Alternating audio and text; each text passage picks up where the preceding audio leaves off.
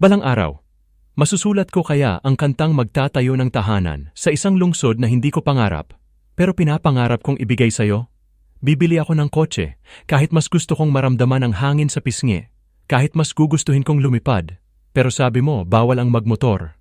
Kahit san tayo dalhin ng tadhana sa Shibuya na may ilaw na parang bituin, o sa isang kafe kasama ang mga kapibara, ibibigay ko.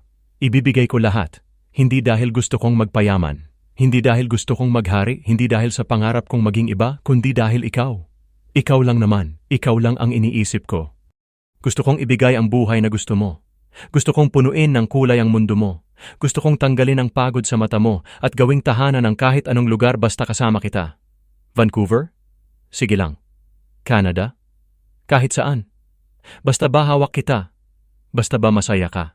At kung sakali mang mawala ang musika, kung sakali mang mawala ang kinang ng pangarap, at wala nang matira kundi ako, at ikaw, ayos lang.